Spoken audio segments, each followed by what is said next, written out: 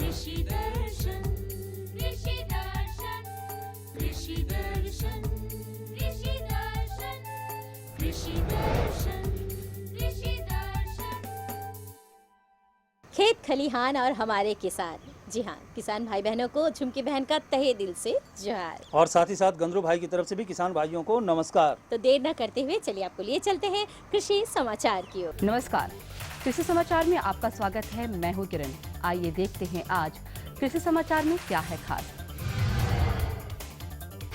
किसान अधिसूचित संकर बीज वितरण योजना के तहत ले सकते हैं अनुदानित संकर बीज। गोभी का पतंगा कीट के रोकथाम के लिए करें जैविक कीटनाशी दवा का उपयोग। रबी मक्का के बेहतर उत्पादन के लिए लगाए उन्नत प्रभेद बिरसा मक्का।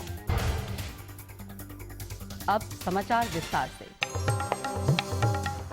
राज्य में उपज बढ़ाने के उद्देश्य से झारखंड कृषि निर्देशालय द्वारा अधिसूचित संकर बीज वितरण योजना चलाई जा रही है। इस योजना के अंतर्गत सूचीबद्ध कंपनी के अधिकृत विक्रेता द्वारा धान, मक्का एवं ज्वार के संकर बीज 50 रुपए प्रति किलोग्राम, सरसों के संकर बीज 150 रुपए प्रति किलोग्राम और सूर्यमुखी के संकर बीज 130 रुपए प्रति किलोग्राम की दर से उपलब्ध कराए जाते हैं। किसान अधिकतम 6 किलोग्राम तक अनुदानित संकर बीज प्राप्त कर सकते हैं। हजारीबाग सह रामगढ़ जिला पशुपालन पदाधिकारी द्वारा हजारीबाग और रामगढ़ के सभी पशुपालकों को सूचित किया जाता है कि सिमडेगा जिला में एंथ्रेक्स फैलने की संपुष्टि हो चुकी है। यह बीमारी पशुओं से मनुष्यों में फैलती है। पशुओं में इसका प्रमुख लक्षण तेज बुखार, पेट फूलना, कांपना और अचानक मृत्यु हो जाना है। मृत्यु के बाद पशुओं के नाक, कान, मुंह और मलद्वार से खून निकलता है। पशुपालक पशुओं में ऐसे लक्षण देखें तो फौरन नजदीकी पशु चिकित्सक को इसकी सूचना दें। राज्य के जो किसान सब्जी फसल फूल गोभी की खेती कर रहे हैं, वो अपनी फसल को गोभी का पतंगा कीट से बचाने के लिए कार्बोफ्यूरान या जैविक कीटनाशी दवा डेलिफन या डिपेल से बने घोल का छिड़काव करें। फूल गोभी के बिचड़ों की गोभी का पतंगा कीट से रक्षा के लिए कार्बोफ्यूरॉन दवा 5 ग्राम प्रति वर्ग मीटर की दर से व्यवहार करें। रोपनी के 8-10 दिन बाद पौधे के चारों ओर कार्बोफ्यूरॉन 3G दवा 1 ग्राम प्रति पौधा की दर से मिट्टी में मिला दें और हल्की सिंचाई कर दें। आवश्यकता अनुसार जैविक कीटनाशी दवा डेल्फिन 1 ग्राम या डिपेल 1 मिलीलीटर प्रति लीटर पानी की दर से घोल बनाकर फसल पर छिड़काव कर सकते हैं। जो किसान इस मौसम में मक्के की खेती करना चाहते हैं, उन्हें इस फसल से ज्यादा उपज लेने के लिए उन्नत प्रभेदों के चयन के संबंध में हमारे कृषि विशेषज्ञ की परामर्श है। अभी जो मक्का का समय चल रहा है किसान भाइयों, और रबी मक्का का चूँकि यहाँ पर तो बहुत कम बुआई होता है, लेकिन जिनके पास सिंचाई का साधन है वो रबी मक्का का बुआई कर सकते हैं। इसमें अपने यहाँ की जो अच्छी किस्में हैं सुवान कंपोजिट या बिरसा मक्का 1, बिरसा मक्का 2, उसका या कंचन ले सकते हैं हाइब्रिड अगर करना चाहते हैं तो। और बुआई का समय अब शुरू हो गया है, 15 अक्टूबर से इसका बुआई कर सकते हैं किसान भाई। लेकिन अभी जो बारिश हुई है हुदहुद तूफान के कारण, उसका सदुपयोग करते हुए खेत की बढ़िया से जुताई करके और मक्का की बुआई करें और अच्छा फसल उनको मिल सकता है। किसान भाई इस समय अपने धान फसल को काटने के लिए हंसिए का इस्तेमाल करना चाहते हैं तो वैभव हंसिए का इस्तेमाल करें। इसका ब्लेड माध्यम कार्बन स्टील या मिश्रित स्टील का बना होता है। वैभव हंसिए से साधारण हंसिए की तुलना में 25% मजदूरी से तथा 24% संचालन खर्च में बचत होती है। आइए जानते हैं आज के लिए क्या है कृषि विशेषज्ञ की सलाह। सबसे बड़ी दिक्कत किसान भाइयों को पौध उपलब्धता के ऊपर आती है। हम लोगों ने स्वर्णरेखा, स्वर्ण अलौकिक और स्वर्ण तीनों किस्मों के पौधों को यहाँ तैयार किया है प्लास्टिक की थैलियों में। अभी पौध एकदम लगाने लायक है। जो भी किसान भाई मेरी बात को सुन रहे हैं, हमारे केंद्र पे यहाँ अनुसंधान केंद्र पे आकर के, जो कि रांची से मात्र 15 किलोमीटर की दूरी पर है, ये तीनों किस्मों के पौधे प्राप्त कर सकते हैं और परवल की खेती कर सकते हैं। और अब नजर राज्य के 5 प्रमुख शहरों के मौसम के मिजाज पर। आज राज्य के 5 प्रमुख नगरों के अधिकतम और न्यूनतम तापमान कुछ इस प्रकार दर्ज किए गए। रांची का अधिकतम तापमान 29 डिग्री सेल्सियस और न्यूनतम 16 डिग्री सेल्सियस। जमशेदपुर का अधिकतम तापमान 31 डिग्री सेल्सियस और न्यूनतम 19 डिग्री सेल्सियस। मेदिनीनगर का अधिकतम तापमान 32 डिग्री सेल्सियस और न्यूनतम 14 डिग्री सेल्सियस। देवघर का अधिकतम तापमान 30 डिग्री सेल्सियस और न्यूनतम 19 डिग्री सेल्सियस। वहीं धनबाद का अधिकतम तापमान 31 डिग्री सेल्सियस और न्यूनतम 20 डिग्री सेल्सियस दर्ज किया गया।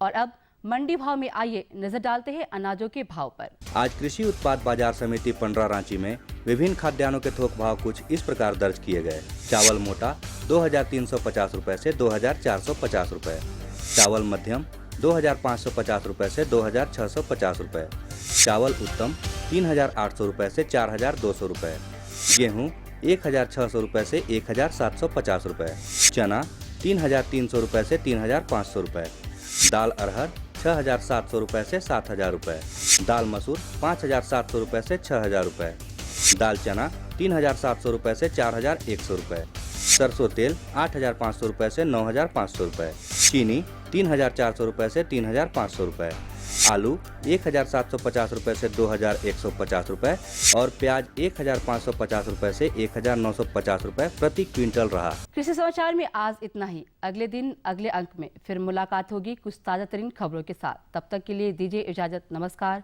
जोहार। किसान भाइयों, अभी आप देख रहे थे कृषि समाचार, जिसमें कृषि से संबंधित तमाम तरह की जानकारी आपको मिली, मौसम के मिजाज से भी अवगत हुए और मंडी का भाव भी पता चल गया हमारे किसान भाइयों को। तो झुमकी बहन, जानकारी तो हम देंगे और जानकारी लेकर के आए हम अपने किसान भाइयों के लिए, लेकिन उसके पहले हम लेंगे एक छोटा सा विराम। तो इस विराम के बाद हम पुनः हाजिर होते हैं किसान भाइयों, आप बने रहिए हमारे साथ। अम्मा खाना दे दो ना। सबर कर गोलू, अभी दाल नहीं गली है। तू फिक्र ना कर गोलू की अम्मा, अब की बार अपनी दाल खूब गलेगी। क्या मतलब जी?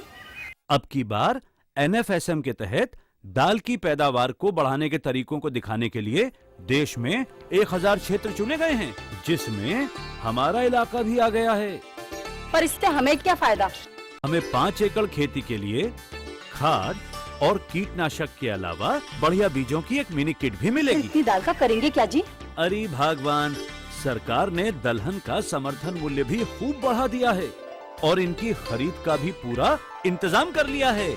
इससे आमदनी बढ़ेगी और फिर हमारा गोलू अच्छे स्कूल में जाकर के कृषि वैज्ञानिक बनेगा। हाँ, विराम के बाद एक बार फिर से स्वागत है आप सभी किसान भाई बहनों का। गंद्रू भाई, फटाफट खोलिए अपना जानकारी का पोटला। बिल्कुल, जानकारी का पोटला खुल चुका है और हम आज किसान भाइयों को जानकारी देने जा रहे हैं बेबी कॉर्न की खेती के बारे में। अगर बेबी कॉर्न की आप खेती कर रहे हैं तो बेबी कॉर्न की तोड़ाई कैसे करें, उसका भंडारण कैसे करें, ताकि आपको अधिक से अधिक लाभ मिल सके। बिल्कुल, और ये जानकारी दे रहे हैं हमारे विशेषज्ञ CS सिंह जी।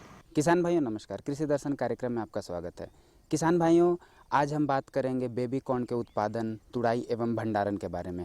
झारखंड में बेबी कॉर्न का उत्पादन का क्षमता, संभावना एवं जो उससे लागत लगने वाली कुछ जो भी बेहतरीन जो हमारे किसान भाई कर सकते हैं, क्योंकि आजकल हम ये भी देख रहे हैं कि बेबी कॉर्न का उत्पादन बहुत ज़्यादा पैमाना पर झारखंड में किया जा रहा है, तो इनसे लगाने की विधि और समय क्या होती है? बेबी कॉर्न की मांग दिनों दिन बढ़ती चली जा रही है। जहाँ तक शहरी क्षेत्रों में है, लोग इसके बारे में जान रहे हैं क्योंकि ये बहुत ज़्यादा न्यूट्रिशस है। लोग इसका कैंडी के रूप में, सब्जी के रूप में, सूप के रूप में विभिन्न तरीके से इसका इस्तेमाल कर सकते हैं और ख़ासकर रेस्टोरेंट में, है ना, बड़े मॉल में इनका सप्लाई बहुत तेज़ी से हो रहा है, तो इसलिए इनकी मांग बढ़ रही है। और किसानों द्वारा भी अगर इसकी खेती की जाएगी तो इससे आम मक्का की तुलना में ज़्यादा वो किसान लाभान्वित होंगे। तो खासकर शहरी क्षेत्रों से लगे हुए किसान अगर बेबी कॉर्न की खेती कर रहे हैं तो वो उनके लिए ज़्यादा फ़ायदेमंद होगा। बेबी कॉर्न को शिशु मक्का कहा जाता है। शिशु मक्का मतलब ये हुआ कि जैसे ही उसमें सिल्क आता है, हाँ, जिस समय उसमें मूछें आती हैं तो उसको उस समय उसके 1 से 2 दिन के अंदर बेबी कॉर्न की तोड़ाई कर लेनी चाहिए और एक पौधा से करीब 3 से 4 उनको बेबी कॉर्न मिलता है।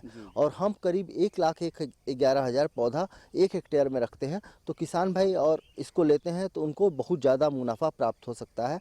और सबसे बड़ी बात इसमें ये रहती है कि ज़्यादातर किसान चूँकि अपने घर में पशुओं को भी पाले रहते हैं और उसके लिए उनको हरा चारा की ज़रूरत पड़ती है।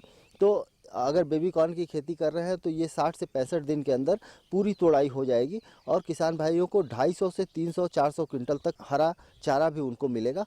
तो ये किसान भाइयों को फ़ायदा होगा। किसान भाइयों को बस ध्यान में रखने की ज़रूरत है कि बेबी कॉर्न लगाने के लिए उचित किस्म का सबसे पहले चुनाव करें। जैसे HM4 नामक वैरायटी है या BVM2 है, इन किस्मों को वो बेबी कॉर्न के रूप में लगा सकते हैं, क्योंकि उसके लिए हम कहते हैं जो कम ऊंचा पौधा हो और जिसमें ज़्यादा से ज़्यादा कम ऊंचाई रहेगी तो ज़्यादा से ज़्यादा हम पौध संख्या उसको ले सकेंगे और थोड़ा उसमें मीठापन ज़्यादा हो, क्योंकि सब्जी के रूप में हम इस्तेमाल करते हैं और सूप के रूप में, तो मीठापन ज़्यादा होगा। जैसे HM4 जैसी किस्म को जब हम बेबी कॉर्न के लिए छूते हैं उसको, तो बेबी कॉर्न को छूने पे हल्का लसलसा टाइप में उसमें उसके बेबी कॉर्न में दिखाई देता है। वो चीनी के कारण है, ज़्यादा चीनी की मात्रा होने के कारण वो लसलसा जैसा दिखाई देता है। तो ऐसी किस्मों का हम चुनाव करें। बेबी कॉर्न लगाने के लिए किसान भाइयों को चाहिए कि 60 सेंटीमीटर की दूरी पे क्यारी खोलें और 15-15 सेंटीमीटर की दूरी पे पौधा से पौधा की दूरी 15 सेंटीमीटर रखें, या 45 सेंटीमीटर की दूरी पे क्यारी खोलें और 20 से 20 सेंटीमीटर पौधा की दूरी रखें, तब उनको उचित पौध संख्या मिल पाएगी।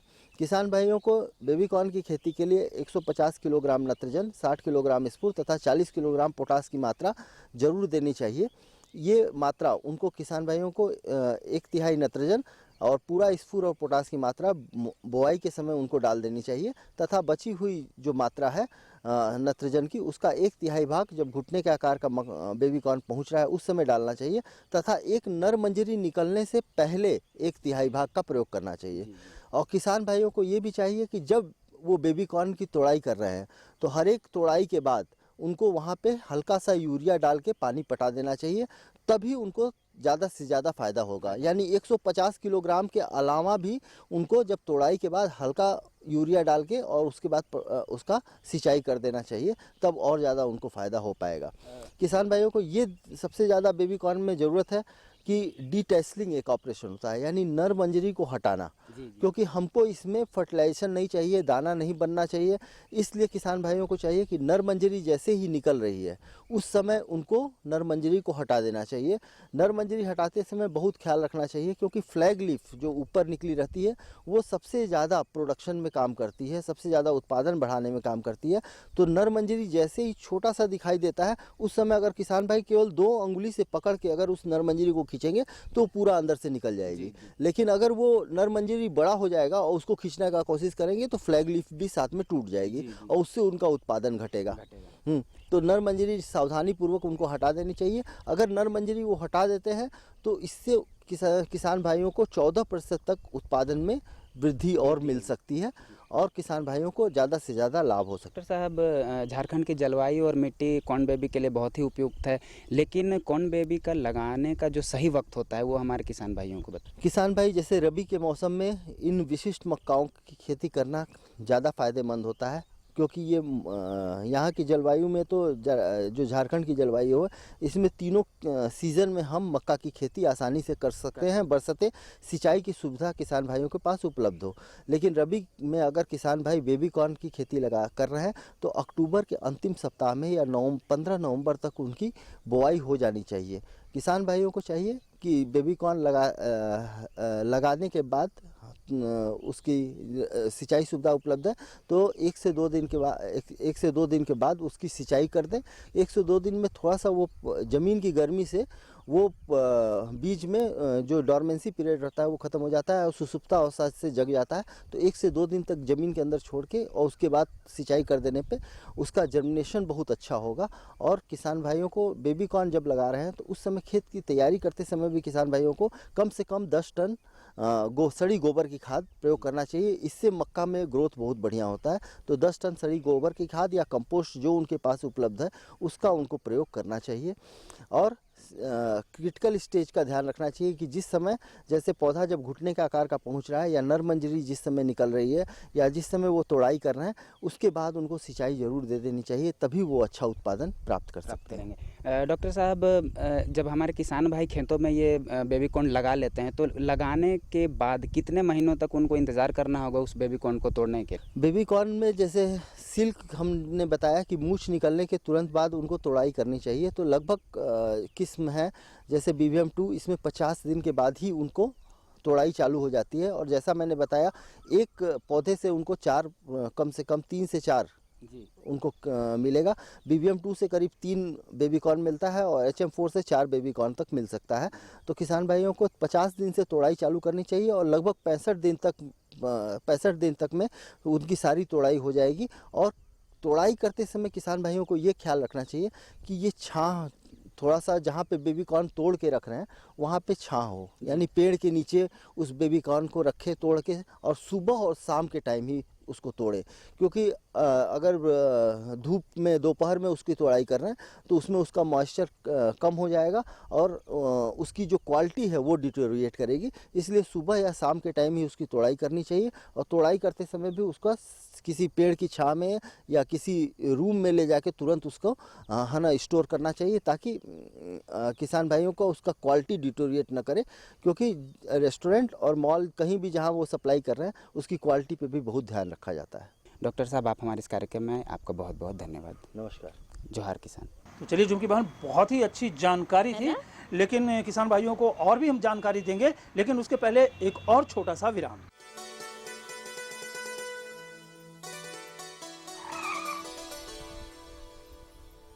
एक लीटर में 90 किलोमीटर का माइलेज है। वाह भैया, पेट्रोल तो बचा रहे हो, लेकिन पानी के बारे में क्या सोचा है? अरे सामू, पानी के पैसे से ही तो गाड़ी खरीदी है।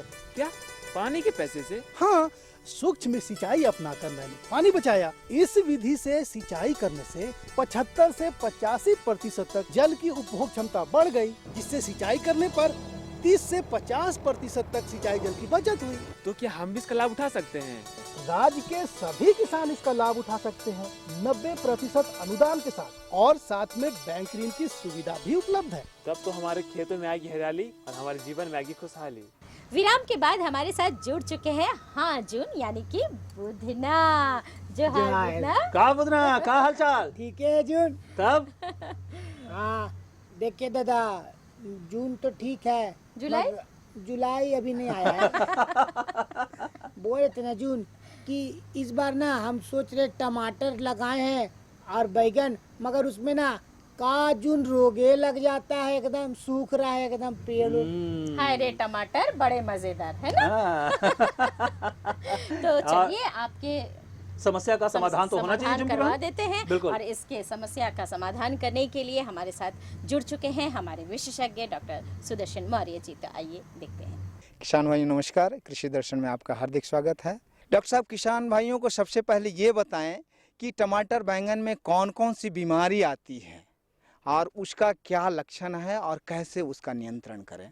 सबसे पहले हम चलते हैं टमाटर में कि टमाटर में जो किसान अभी लगाए हुए हैं, अभी उनके पास कौन कौन सी बीमारी आएंगी और उसका कैसे वो नियंत्रण करेंगे। बहुत ही अच्छा सवाल किया विजय जी। देखिए, हमारे किसान भाई जो है अच्छी गुणवत्ता वाले बीज खरीदते हैं, काफ़ी जो है लागत लगाते हैं खेती करने के लिए, तो विभिन्न तरह की जो है मतलब तकनीकियों को इस्तेमाल करते हैं। लेकिन किसान कहाँ पे धोखा खाता है? जनरली होता क्या है कि किसान जब अपने खेत में टमाटर लगा देता है, इसके बाद जो है रोगों की पहचान नहीं कर पाता।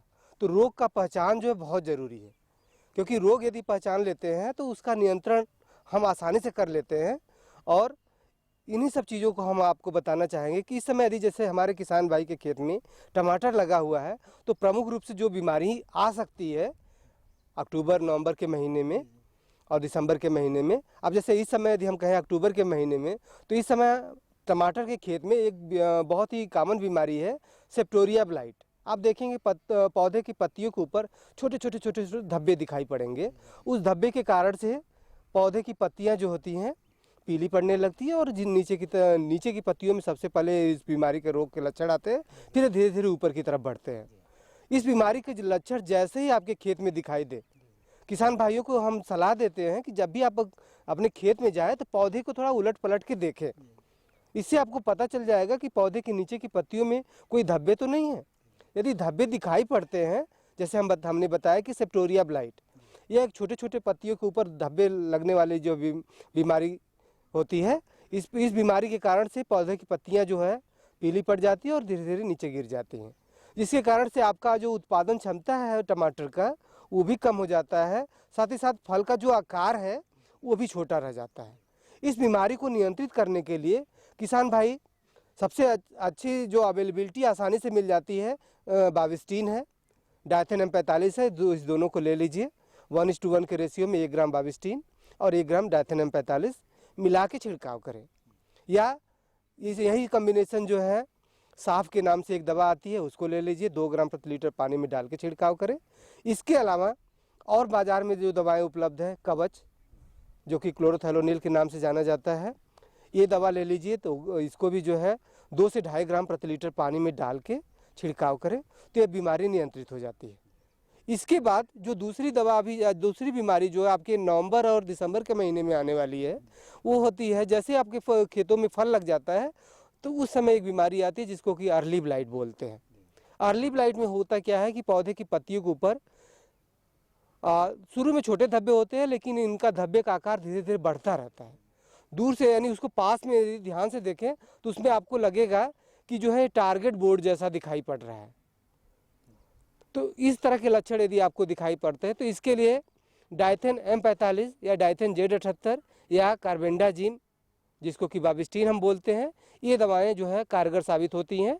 जैसे आप कार्बेंडाजिम लेते हैं तो इसको 1.5 ग्राम प्रति लीटर पानी में डाल के छिड़काव करना है। डायथेन Z78 लेते हैं तो 2 ग्राम प्रति लीटर पानी में डाल के छिड़काव करना है।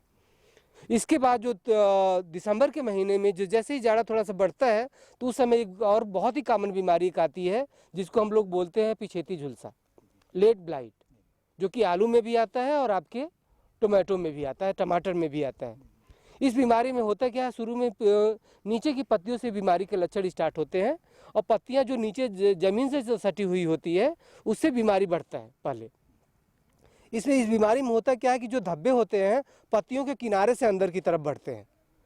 यदि आप ध्यान न दें तो 3 से 4 दिन में पूरे खेत में बीमारी फैल जाती है और दूर से लगता है कि किसी ने हमारे खेत में पेट्रोल छिड़क के आग लगा दिया है, यानी पूरी पत्तियां जल जाती हैं। इस तरह के जो बीमारी के लक्षण आते हैं, गांव में इसको हम लोग बोलते हैं गांव पाला लग गया है आलू में और टमाटर में। तो इस बीमारी के उपचार के लिए डायथेन M45 या डायथेन Z78 या रीडोमिल, इन तीनों दवाओं में से कोई भी दवा यदि आपके पास उपलब्ध हो तो उनको ले ले। डायथेन M45 यदि है तो 2 ग्राम प्रति लीटर पानी में, डायथेन Z78 है वो भी 2 ग्राम प्रति लीटर पानी में, या मेटालैक्सिल या जिसको रीडोमिल बोलते हैं हम लोग, उसको भी जो है 1.5 से 2 ग्राम प्रति लीटर पानी में डाल के छिड़काव कर लें तो यह बीमारी जो है नियंत्रित हो जाती है। अब डॉक्टर साहब हम बात करते हैं बैंगन की, तो बैंगन में किसान भाइयों को बताएं कि कौन कौन सा रोग आते हैं और उसका पहचान किसान भाई कैसे। बहुत ही अच्छा सवाल किया विजय जी कि बैंगन में कौन कौन सी बीमारियां आती हैं। यदि हम बैंगन, टमाटर और मिर्च की बात करें तो इसकी जो बीमारियां होती मुख्य रूप से कॉमन ही होती हैं। जैसे अभी आप देखेंगे हमारे किसान भाई जो मुरझा रोधी प्रजातियां नहीं लगाए होंगे, जो बाजार से खरीदते हैं, ज़्यादातर प्रजातियां जो होती बैंगन, टमाटर या मिर्च की, उसमें जीवाणु उकठा बीमारी बहुत ही कॉमन बीमारी है। ये बीमारी पूरे झारखंड में फैली हुई है। इस बीमारी के कारण से हमारे किसान जो है बैंगन, टमाटर और मिर्च की खेती में ज़्यादा लाभ नहीं उठा पा रहे हैं, क्योंकि इसके कारण से 25 से 30% पौधे जो है मर जाते हैं। कभी कभी रोग की उग्रता होती है तो पूरे के पूरे पौधे जो उकट जाते हैं। तो यह जो बहुत ही कॉमन बीमारी है, इस बीमारी के लिए किसान भाइयों को चाहिए कि जब भी आप टमाटर, बैंगन या मिर्च लगाने जाएं या उसके लिए बीज का चयन करने जाएं तो आप दुकानदार से पूछ लें कि इसमें मुरझा रोधी क्षमता है कि नहीं है। यदि मुरझा रोधी क्षमता है तभी इस प्रजाति को लें, अदरवाइज यदि आप जो है इन प्रजातियों को ले लेते हो बाजार से, उसको खेत में लगाओगे मुरझा रोग आएगा।